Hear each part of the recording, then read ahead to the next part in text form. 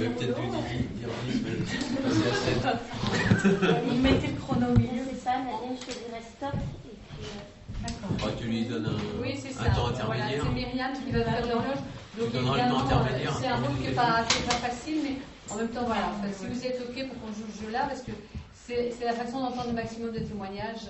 Voilà, donc du coup, on essaie de respecter Myriam qui fait l'horloge, et puis en même temps, elle fait faire plaisir en échangeant. Donc voilà, il faut faire la part des choses avec ça. Donc Nadine, elle travaille à Espace Emploi, qui est une association intermédiaire, et ils ont une équipe qui fonctionne depuis la fin des années 80 en autogestion. Voilà, donc effectivement, les associations, plus qu'associations intermédiaires, parce qu'on est une structure d'insertion par l'activité économique où on a plusieurs activités qui travaillent effectivement pour accompagner les personnes vers l'emploi. Lorsque l'on s'est créé en 85, c'est né une association de volonté locale de travailler autour de l'emploi parce que le chômage augmentait, donc des bénévoles qui étaient là à réfléchir qu'est-ce qu'on pourrait faire pour... Et donc ça s'est installé comme ça, une poignée de volontaires. Et puis la situation de chômage augmentant, l'activité portant ses fruits, disons qu'il y avait matière, il s'est avéré qu'il fallait effectivement embaucher du personnel pour tenir l'association.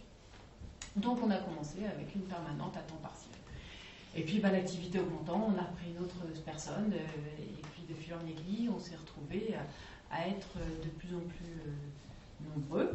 Donc, et puis à ce moment-là, c'est qu'on a commencé à se poser la question comment on se gère, comment on travaille ensemble. Historiquement, la plus ancienne devait avoir un peu l'autorité, donc elle avait l'ancienneté, elle avait la compétence, la connaissance. Un petit peu, c'était elle la chef. Mais comme on était tous à temps partiel, on était obligés forcément de se communiquer tout le temps les informations et de tenir la structure toute seule ou tout seul pendant un moment. Donc finalement, on était déjà dans un partage de la connaissance, du savoir, des décisions, et on a fonctionné comme ça pendant 4 ans. Et puis les activités, on les a développées. Il y a eu de plus en plus de personnes. Maintenant, aujourd'hui, nous sommes 11 permanents. Et il y a une 60aine de personnes de salariés en insertion, un peu plus tous les mois. Donc il a fallu à un moment passer à un autre échelon qui est de vraiment se poser sur comment on fonctionne.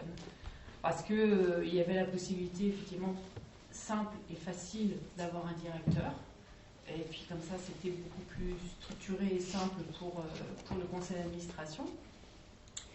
Mais ce n'était pas notre manière de fonctionner et ce n'était pas ce que l'on souhaitait. Donc on a réfléchi on a mené un groupe de parole aussi pendant 2 ans sur ce qu'on appelle l'autogestion, sur comment on fonctionne depuis le début et qu'est-ce qu'on veut garder là-dedans, qu'est-ce qu'on ne veut pas garder, comment on peut s'en préserver, etc. Donc en fait on a travaillé pendant 2 ans sur un règlement de l'autogestion, sur ce qu'on mettait dedans, sur ce qu'on attendait, ce qu'on voulait. Et en travaillant sur ce règlement de l'autogestion, une fois qu'il a abouti, on y a mis tout ce qu'on voulait. On l'a présenté au conseil d'administration. On leur a demandé de créer aussi un groupe de travail pour travailler sur ce qu'ils entendaient sur l'autogestion et comment ils la voyaient et ce qu'ils attendaient de nous.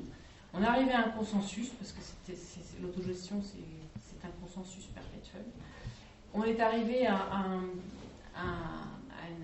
consensus qu'on a fait porter dans le règlement intérieur, de manière à protéger également notre équipe de salariés, mais également le conseil d'administration de toute prise de pouvoir de l'un ou de l'autre. C'est-à-dire qu'un jour on change de président, et puis lui il dit non mais moi ça me va bien votre modèle d'autogestion, là moi je veux une seule tête parce que sinon je ne sais pas à qui j'ai affaire. Donc pour se protéger, on l'a inscrit dans le règlement intérieur. Et puis, nous, pareil, ça nous protège aussi entre nous de la prise de pouvoir d'un des salariés. C'est-à-dire qu'on a des règles qui disent que tous les mois, il y a un référent différent de la gestion. Donc, c'est lui qui est en gros le chef. C'est pour ça que je rejoins tout à fait qu'un chef, c'est dans le temps et dans l'espace et en fonction des projets différents. Donc, tous les mois, ça tourne et ça permet de respecter et qu'il n'y ait pas de prise de pouvoir à un moment. Voilà, donc ça fonctionne puisque maintenant ça fait 30, bientôt faire 27 ans qu'on est sur ce modèle. Et la grosse difficulté que l'on peut avoir, c'est de toujours veiller que cette autogestion vive, c'est-à-dire qu'elle ne s'installe pas, qu'elle soit là, bah oui, non. On doit toujours se remettre en cause pour être sûr qu'il n'y ait pas de prise de pouvoir, pour être sûr que tout le monde participe à l'autogestion, pour être sûr que tout le monde s'implique et soit responsable dans le modèle d'autogestion. C'est notre gros travail. Donc pour ce faire, on a une réunion d'équipe obligatoire à l'ensemble du personnel d'encadrement tous les mois, dans lequel le référent du mois est nommé et qui est référent pour un mois. Et on débat à ce moment-là des situations qui ont pu poser problème, mais également, évidemment, d'autres choses, parce que heureusement, on n'a pas beaucoup de problèmes. Donc, d'autres choses qui sont les projets de la structure et de l'activité. Voilà en gros comment on fonctionne. Donc, sans chef, tous à temps partiel, et puis aussi une des clés, à mon avis, de la réussite chez nous, c'était aussi déjà une rémunération identique pour tout le monde. Ça passe aussi par ça. Et puis de la bonne volonté, l'adhésion, dans tous les cas, de l'ensemble de l'équipe à ce modèle. Merci. Voilà. Bravo.